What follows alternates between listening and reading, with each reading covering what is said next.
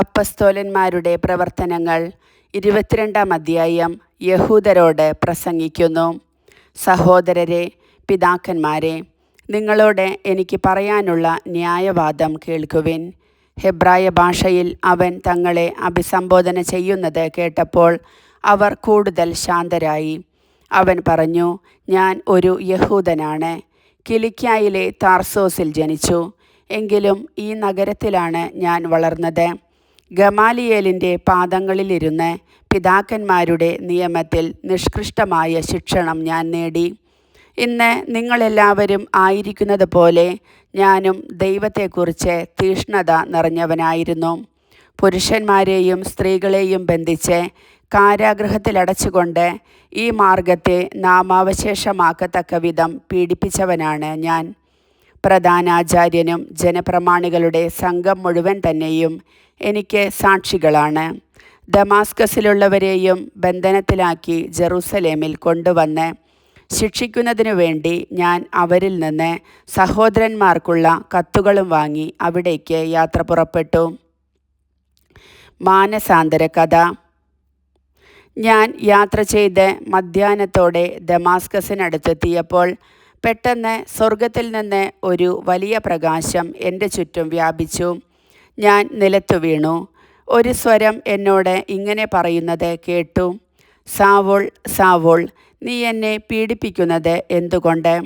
ഞാൻ ചോദിച്ചു, കർത്താവേ, അങ്ങ് ആരാണ്? അവൻ പറഞ്ഞു, നീ പീഡിപ്പിക്കുന്ന നസറായനായ യേശുവാണ് ഞാൻ. എൻ്റെ കൂടെയുണ്ടായിരുന്നവർ പ്രകാശം കണ്ടു, എന്നാൽ എന്നോട് സംസാരിച്ചവൻ്റെ സ്വരം കേട്ടില്ല.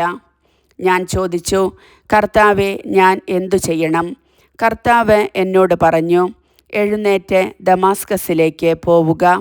നിനക്ക് വേണ്ടി നിശ്ചയിക്കപ്പെട്ടിരിക്കുന്നത് അവിടെ വച്ച് നിന്നോട് പറയും.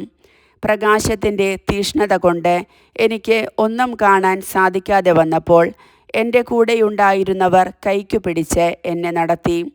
അങ്ങനെ ഞാൻ ദമാസ്കസിലെത്തി.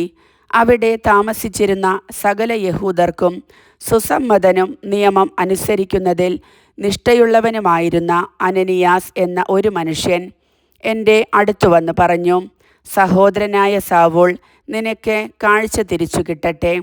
ഉടൻ തന്നെ എനിക്ക് കാഴ്ച തിരിച്ചു കിട്ടുകയും ഞാൻ അവനെ കാണുകയും ചെയ്തു. അവൻ പറഞ്ഞു, നമ്മുടെ പിതാക്കന്മാരുടെ ദൈവത്തിൻ്റെ ഹിതമറിയാനും നീതിമാനായവനെ ദർശിക്കാനും അവൻ്റെ അധരത്തിൽ നിന്നുള്ള സ്വരം ശ്രവിക്കാനും നിന്നെ അവിടുന്ന് നിയമിച്ചിരിക്കുന്നു. നീ കാണുകയും കേൾക്കുകയും ചെയ്തതിനെക്കുറിച്ച് എല്ലാ മനുഷ്യരുടെയും മുൻപാകെ അവന് നീ സാക്ഷിയായിരിക്കും. ഇനി നീ എന്തിന് കാത്തിരിക്കുന്നു? എഴുന്നേറ്റ് സ്നാനം സ്വീകരിക്കുക. അവൻ്റെ നാമം വിളിച്ചപേക്ഷിച്ചുകൊണ്ട് നിന്റെ പാപങ്ങൾ കഴുകിക്കളയുക. വിജാതീയരുടെ അപ്പസ്തോലൻ.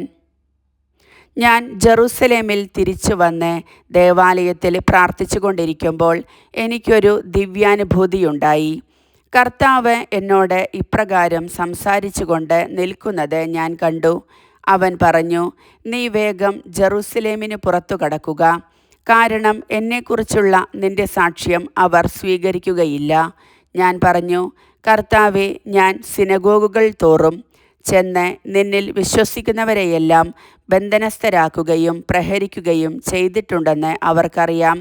നിനക്ക് സാക്ഷ്യം നൽകിയ സ്തേഫാനോസിൻ്റെ രക്തം ചിന്തപ്പെട്ടപ്പോൾ ഞാനും അടുത്തുനിന്ന് അത് അംഗീകരിക്കുകയും അവൻ്റെ ഘാതകരുടെ വസ്ത്രങ്ങൾ സൂക്ഷിക്കുകയും ചെയ്തു.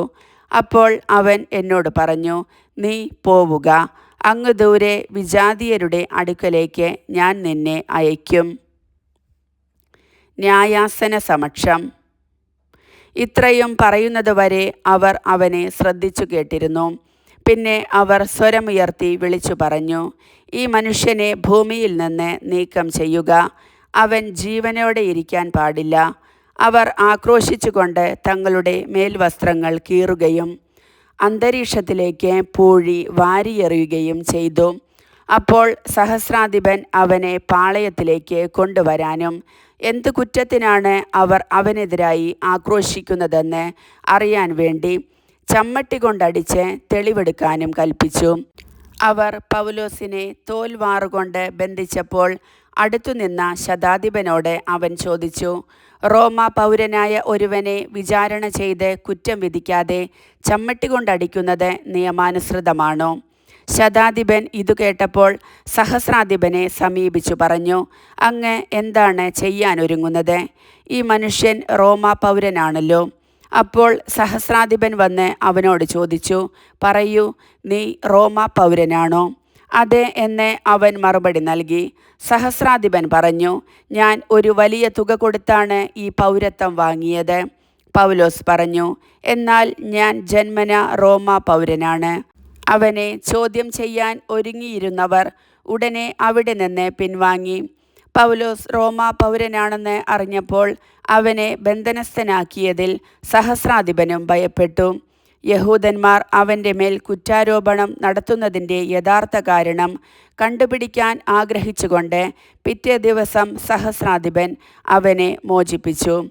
എല്ലാ പുരോഹിത പ്രമുഖന്മാരും ആലോചനാ സംഘം മുഴുവനും സമ്മേളിക്കാൻ അവൻ കൽപ്പിച്ചു. പിന്നീട് പൗലോസിനെ കൊണ്ടുവന്ന് അവരുടെ മുൻപിൽ നിർത്തി. കർത്താവിൻ്റെ വചനം.